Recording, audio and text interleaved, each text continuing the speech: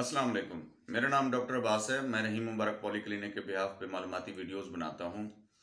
जो दोस्त हमारे चैनल पे नए आए हैं काइंडली चैनल को सब्सक्राइब ज़रूर कर दीजिएगा।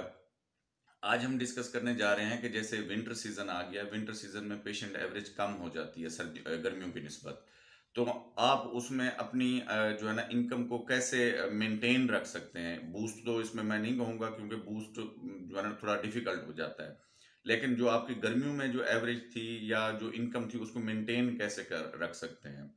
उसके लिए चंद चीज़ें हैं जो है ना जो यानी पेशेंट के ऊपर भी बर्डन नहीं पड़ेंगी और इलीगल भी नहीं है, तो वो चीज़ें आप करके तो इनको जो है ना अपनी इनकम को मेंटेन रख सकते हैं। जैसे आप अगर जीपी प्रैक्टिशनर हैं और नए जीपी प्रैक्टिशनर हैं तो खास तौर पे एक तो पहला प्रोसेस है कि सर्कमसिजन सीख लें आप। ठीक है, सर्कमसिजन आप सीख लें।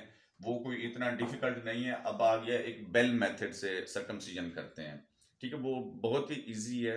ठीक है, आप 2-3 वीडियोज उसकी देख लें या आपने किसी सीनियर के पास जाके एक आध दफ़ा देख लें तो आप उसको इजीली परफॉर्म कर सकते हैं। उसमें मिनिमम से मिनिमम रिस्क के ब्लीडिंग रिस्क के चांसेस होते हैं। लेकिन ये कोशिश कीजिएगा कि जिसका भी सर्कमसिजन करना हो उसकी पीटी एपीटीटी जो है ना या तो करवा लें या फैमिली हिस्ट्री कम से कम ज़रूर पूछ लें कि जी फैमिली हिस्ट्री में कोई ब्लीडिंग की हिस्ट्री तो नहीं है। अगर आपको लगे कि फैमिली में कोई हिस्ट्री है तो फिर ये वाली प्रोफाइल आप ज़रूर करा लीजिएगा उनकी। ठीक है, सर्कमसिजन आप कर लें, बिल्कुल बेल मेथड वाला तरीका इजी है, उसको आप कर सकते हैं।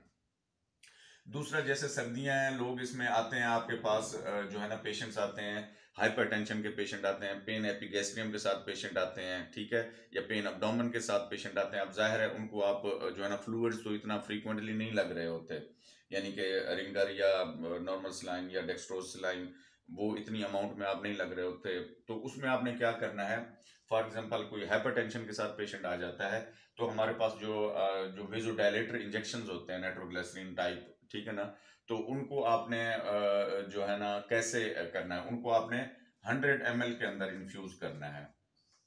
पेशेंट को बर्नूला लगा देना है। ठीक है, अगर उसका ब्लड प्रेशर बढ़ा हुआ है तो उसमें क्या करना है, 100 ml नॉर्मल सलाइन के अंदर आपने जो है ना वो लगा देना है इंजेक्शन जो आप लगाना चाह रहे हैं। जैसे हेड्रालाजीन है, इसको लगा सकते हैं। ठीक है, वो आप हाफ लगाने के बाद, ठीक है, हाफ जब इंजेक्शन वो लग जाए यानी कि आईवी इन्फ्यूज कर दें तो उसको रोक दें।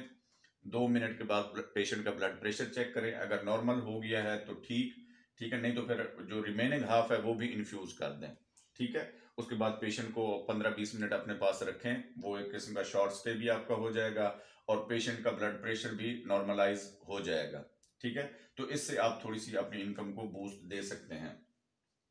उसके बाद चूंकि लोग जो है ना स्पाइसी चीज़ें ज़्यादा इस्तेमाल करते हैं सर्दियों में, गर्म चीज़ें यानी कि जैसे होती हैं आम, अब मुझे अभी तक नहीं पता चला गर्म फूड कौन सा है और ठंडा फूड कौन सा है। तो लेकिन वो गर्म चीज़ें जो है ना वो ऐसी खा के आते हैं कि जो उनको पेन एपिगैस्ट्रियम होता है। ठीक है, उसमें भी आप क्या कर सकते हैं, फ्लैजेल लगा सकते हैं उनको। ठीक है, फ्लैजेल के अंदर जो है ना ओमिप्राजोल लगा दें आप। ठीक है, ओमिप्राजोल फ्लैजेल के अंदर भी लगा सकते हैं या फिर जो है ना 100 ml के अंदर भी लगा सकते हैं। ठीक है, इसी तरह पेन किलर भी कोई उनको लगा सकते हैं आप साथ में, यानी कि जैसे नेलबुफिन हो गया। ठीक है, तो ये आप उनको लगा सकते हैं ताकि उनके पेन को जो है ना रिलीव किया जा सके, या स्पासफान लगा सकते हैं इंजेक्शन इसके अंदर ऐड करके। ठीक है, तो ये आप लगा सकते हैं ताकि उसके पेन को ठीक किया जा सके। ठीक है, एक तो ये चीज आप कर सकते हैं। अब चौथे नंबर पे क्या कर सकते हैं कि जी जो पेशेंट आते हैं सर्दियों में आरटीआई के साथ, इन्फेक्शन के साथ, तो उनके एक तो नेजल ब्लॉकेज होता है उनके अंदर या सांस लेने में प्रॉब्लम हो रहा है, तो नेबुलाइजर रख लें अपने पास। ठीक है, नेबुलाइजर वैसे तो आम रूटीन में भी रिक्वायरमेंट होता है, तो पेशेंट को जो भी आरटीआई का पेशेंट है तो उनको नेबुलाइज करें। उनके आप एक्स्ट्रा 50 रुपीज चार्जेस रख सकते हैं। ठीक है ना, तो उससे भी आपकी इनकम में इजाफा होगा। दूसरा, फिर कोशिश करें कि ऑक्सीजन सिलेंडर अपने पास रख लें। ठीक है ना, वो फेल हो, क्योंकि अस्थमा के इस सीजन में अस्थमा एक्सेजरेट हो जाता है, तो उनको आप ऑक्सीजन की सप्लाई भी जो है ना दे सकते हैं, ऑक्सीजनेशन उनकी कर सकते हैं, जिससे वो वहीं पे बेहतर होंगे और आपके पास शॉर्ट स्टे का भी एक केस बन जाएगा, तो इससे भी आप बेनिफिट ले सकते हैं। 5वें नंबर पे क्या आ जाता है, ईसीजी मशीन रख लें अपने क्लिनिक पे। ठीक है, ईसीजी मशीन रख लें और उसको इंटरप्रेट करना वो भी इतना कोई मसला नहीं है, उसको भी जो है ना वो सीख लें। तो इससे भी आपकी इनकम, यानी कि पर ईसीजी आप 300 भी अगर चार्ज करते हैं तो ऑलमोस्ट ये आपके डिस्पेंसर को एक दफ़ा सिखा देंगे कि ये लीड्स कहाँ पे लगानी है। ठीक है, उस वो 2-3 गो में वो रेडी हो जाएगा। तो ये भी ईसीजी भी आप अपने क्लिनिक पे पेशेंट चेक करते रहे, आपका डिस्पेंसर तब तक ईसीजी कर देगा।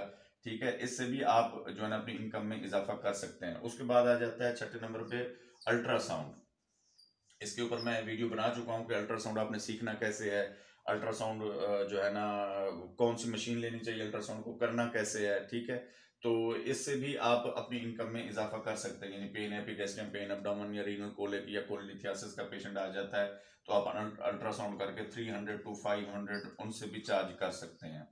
ठीक है, ये भी आपके जो है ना इनकम में इजाफा हो सकता है इन चीज़ों से।